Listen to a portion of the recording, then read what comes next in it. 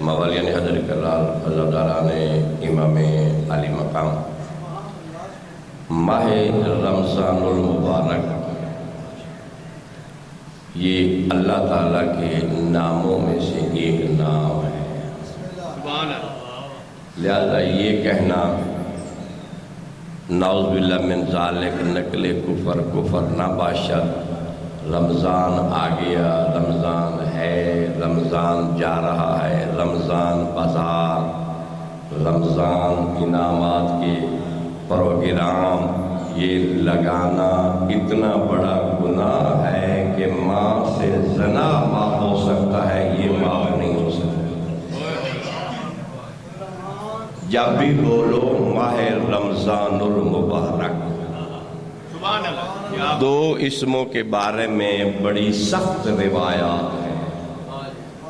ایک سید الانبیاء کا نام لو تو درود واجب، ورنہ جو حضور کا نام آ جائے درود نہ پڑھے اس کی پچھلی 7 نسلیں بھی حرام ہیں، اگلی 7 نسلیں بھی پڑھائیں، نکاح پڑھنے والا چاہے مجتہد ہو، جرم ہے۔ دوسرا، اس مہینے کا نام لینا بے ادبی کے ساتھ یہ بہت بڑا جرم ہے۔ لہذا حضور کے بارے میں فرمایا گیا ہے کہ آپ ان کو یاسین کہہ لیں، طٰہٰ کہہ لیں، مزمل کہہ لیں، مدثر کہہ لیں، حبیب خدا کہہ لیں، مصطفیٰ کہہ لیں، اللہ کا رسول کہہ لیں، علی کا آقا کہہ لیں، تو پھر درود واجب نہیں ہے۔ جب اصل نام آئے گا تو پھر درود واجب ہو جائے گا۔ آپ اسے روزوں کا مہینہ کہہ لیں، آپ اسے اللہ تعالیٰ کا مہینہ کہہ لیں، آپ اسے ماہ صیام کہہ لیں، لیکن صرف لفظ نعوذ باللہ من ذالک نقل کفر نہ باشد، خالی لفظ رمضان بولنا یہ بہت بڑا جرم ہے، اس سے پرہیز کرنا چاہیے۔ اب یہ ماہ رمضان المبارک ہیں تو 11 مہینے اللہ کے، اللہ نے صرف اس کو اپنا مہینہ کیوں کہا ہے؟ اس لیے کہ اس مہینے میں صرف روزوں کی بات نہیں، نزول قرآن کی بھی بات ہے، شہادت کل ایمان کی بھی بات ہے۔ حیدری جس کی دولت سے اسلام پھیلا، اس بی بی کی شہادت کی بھی یہ مہینہ ہے، اور اس کے بعد نسل امامت کا پہلا پھول امام حسن علیہ السلام، ان کا ظہور بھی اسی مہینے میں ہے۔ مولا علی علیہ السلام کی یوم ضربت، یوم علالت، یوم شہادت وہ بھی اسی مہینے میں ہے، اور نزول قرآن بھی اسی مہینے میں ہے۔ بعض کے نزدیک 23 رمضان المبارک، بعض کے نزدیک 27 رمضان المبارک۔ جب چیز اترتی ہے اسے لیا جاتا ہے یا چھوڑا جاتا ہے؟ سمجھنا آپ نے، جو چیز اترتی ہے اسے لیا جاتا ہے یا چھوڑا جاتا ہے؟ جو کہتے ہیں 27 کو رمضان اترا، ان کی 27 کو تلاوت ختم ہو جاتی ہے، اس لیے کہ پہلے انہوں نے علی کو چھوڑا۔ پیغمبر نے فرمایا تھا القرآن ما علی و علی ما القرآن، قرآن علی کے ساتھ ہے، علی قرآن کے ساتھ ہے، جو قرآن کا نہیں وہ علی کا نہیں، جو علی کا نہیں وہ قرآن کا نہیں۔ اب لفظ قرآن، شہزادے بیٹھے میرے پیر بھی تھے، میرے بھائی بھی تھے، اللہ تعالیٰ ان بچوں کو آباد و شاد رکھے، عاصم رضا، شارب رضا کو حسنین شریف کا انتظام کر صدقہ مانگ رہے ہیں ان بچوں کے لیے۔ بات میری سمجھ میں آ رہی ہے؟ دیکھیے مثال دے کر میں بات کرنا چاہتا ہوں۔ آپ باپ کے پاس بیٹھے ہیں تو آپ بیٹے ہیں، آپ بیٹے کے پاس بیٹھے ہیں آپ باپ ہیں، دوست کے پاس بیٹھے ہیں آپ دوست ہیں، استاد کے پاس بیٹھے ہیں آپ شاگرد ہیں، شاگرد کے پاس بیٹھے ہیں آپ استاد ہیں، نوکر کے پاس بیٹھے ہیں آپ سردار ہیں، آقا کے پاس بیٹھے ہیں آپ غلام ہیں۔ بندہ ایک ہے، نام اتنے کیوں؟ ادھر کردار بدلا ادھر نام بدلا۔ ادھر کام بدلا ادھر نام بدلا. اللہ کے نام بھی 99 ہیں، اللہ کے کاموں کی تعداد بھی 99 ہے. اسی طرح قرآن مجید کا نام کتاب بھی ہے، قرآن بھی ہے، فرقان بھی ہے، ذکر بھی ہے. زیادہ تفصیل میں نہیں جانا چاہتا، 4 لفظ سمجھ میں آگے تو بڑی بات ہے. جسے آپ قرآن کہتے ہیں، اس کا پہلا نام ہے کتاب. الف لام میم ذالک الکتاب لا ریب فیہ.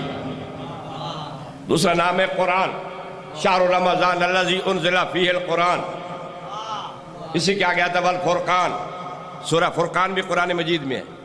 اور اس کا نام ہے ذکر، انا نحن نزلنا الذکر و انا لہ لحافظون. چیز ایک ہے، اسے کتاب کب کہا گیا، اسے قرآن کب کہا گیا، اسے فرقان کب کہا گیا، اسے ذکر کب کہا گیا.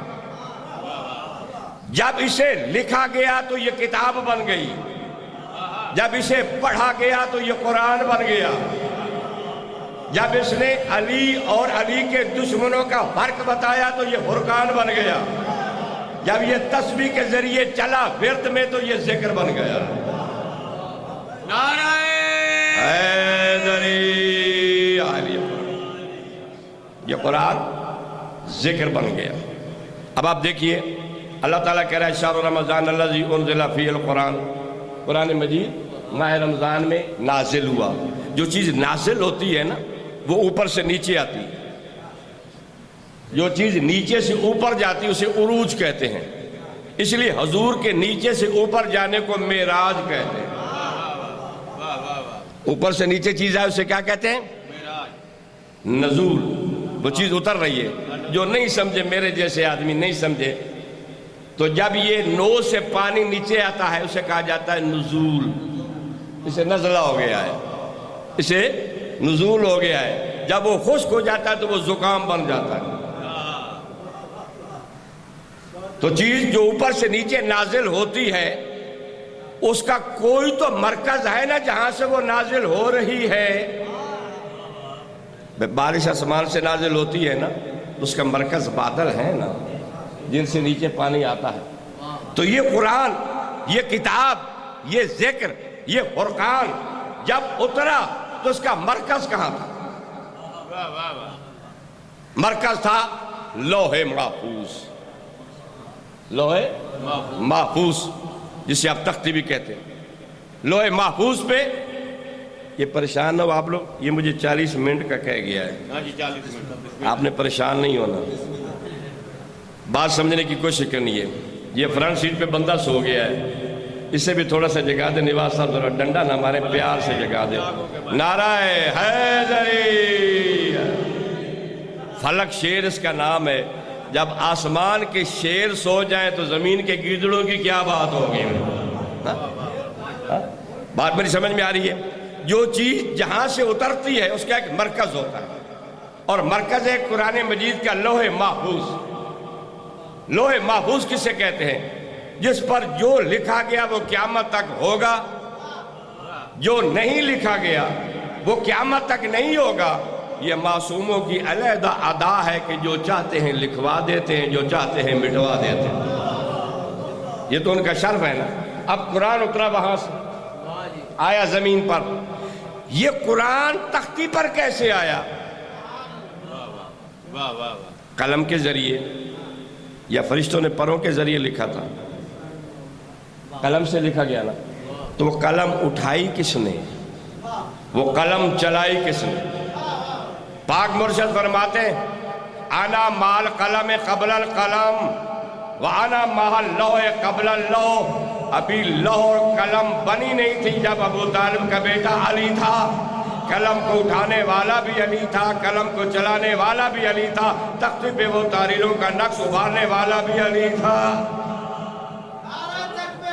اللہ اکبر یا رسول اللہ.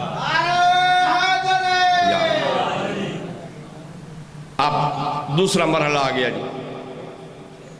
ساری کتابیں آسمان سے اترے جن کی تعداد ہے 124. یہ آسمان سے وہاں سے اتری ہیں. یہ تختی ہے کہاں؟ یہ کعبہ قوسین جہاں پر معراج کی حد ہوئی تھی اس کے ساتھ ہے عرش مجید. اس عرش مجید اور کعبہ قوسین کے سنٹر میں ہے لوح محفوظ. لوح محفوظ سے صحیفے اترے، توریت اتری، زبور اتری، انجیل اتری، قرآن اترا. اچھا نیچے کیسے آیا؟ خود آیا. اب مولوی صاحبان تو یہ کہتے ہیں کہ قرآن جبریل آیا. آپ توجہ رکھیں، قرآن جبریل آیا. قرآن تھا لوح محفوظ پر. جبریل نے شب معراج اپنے سفر کی حد بتا دی کہ میں عرش سے اوپر نہیں جا سکتا. اب جبریل وہاں گیا نہیں، لاکھوں میلوں کا سفر ہے. قرآن خود بخود نیچے آیا نہیں. آپ کو ایک چیز چاہیے لاہور سے، اس کے لینے کے کیا طریقہ ہے؟ آپ یہاں سے سفر کریں، لاہور جائیں، اردو بازار میں جائیں، وہاں سے وہ کتاب خرید لیں، واپس لے آئیں. اور اگر آپ شیخ پورے بیٹھ جائیں کہ میں نے یہیں سے کتاب لینی ہے، تو طریقہ پھر یہ ہوگا، کوئی لاہور سے وہ کتاب لے گا، تمہارے پاس شیخ پورے پہنچائے گا، تم لے کر جھانگا آ جاؤ گے. تو دو طریقے ہوئے، یا خود لینے جاؤ یا کوئی لا کر دے. اب جبریل تو وہاں جا نہیں سکتا. وہ کوئی کون ہے جو وہاں سے قرآن لیتا ہے، جبریل کو پڑھاتا ہے، وہ نیچے لاتا ہے. وہی جبریل کہتا ہے کہ میرا استاد علی ابن ابی طالب ہے. حیدری آئے میرا استاد علی ابن ابی طالب. اب میرے مولا علی علیہ السلام کا کمال، آج کل مولا علی علیہ السلام کے کعبہ میں پیدا ہونے کے خلاف کتب چھپ گئی ہیں.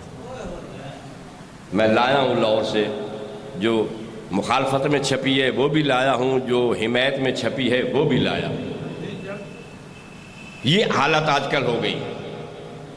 اب مولا علی علیہ السلام کا مقام کیا ہے کہ ظاہری طور پر قرآن اترا ہی نہیں ہے، اور علی کعبہ میں ماں کی گود میں رسول کو سنا رہے ہیں.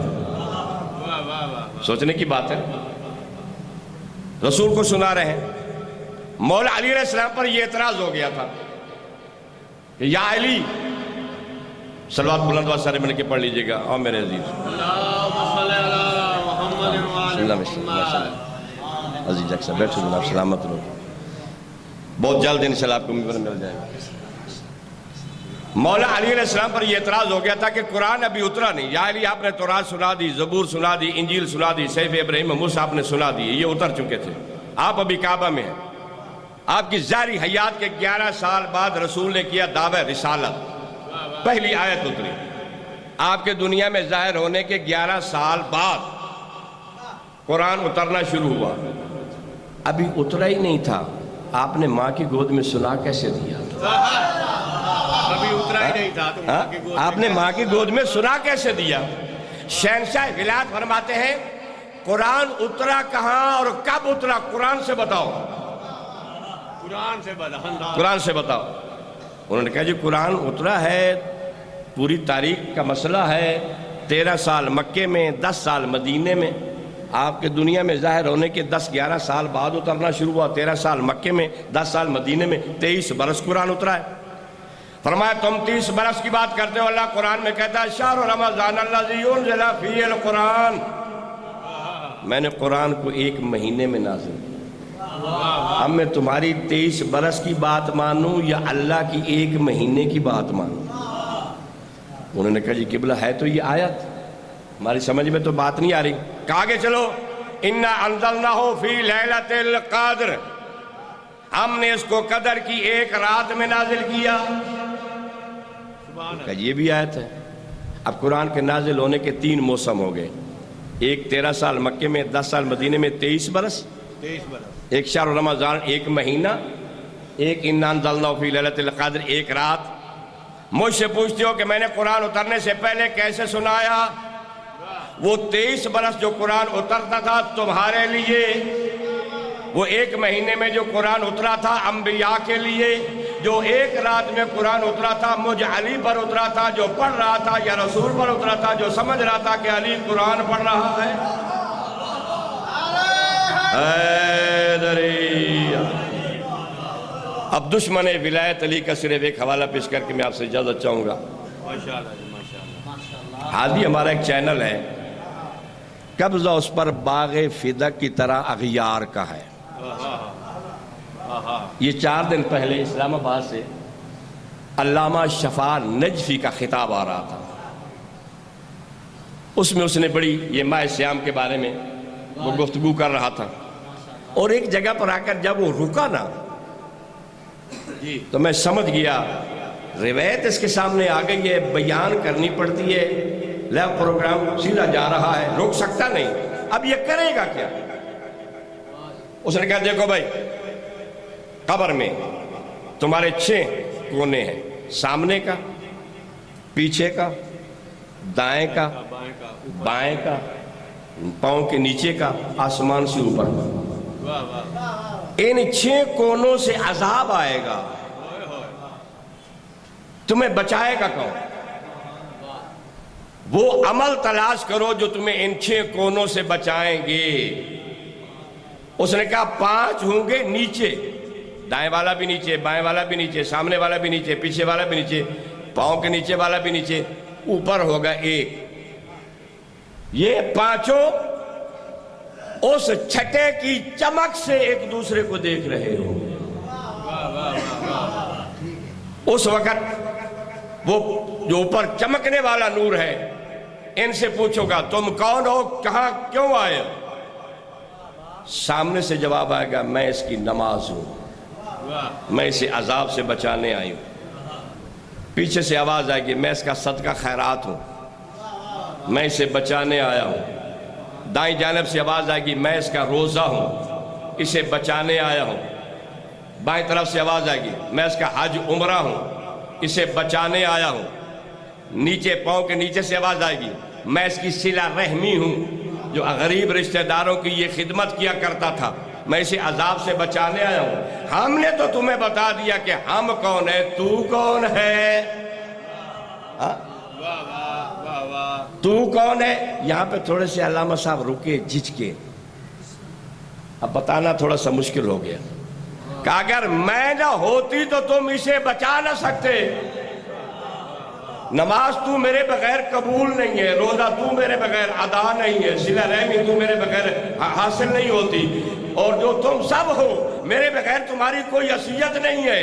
اب پوچھا تو ہو کر، کہا میں ہوں ولایت علی ابن ابی طالب، حیدری، ولایت اہل بیت رسالت۔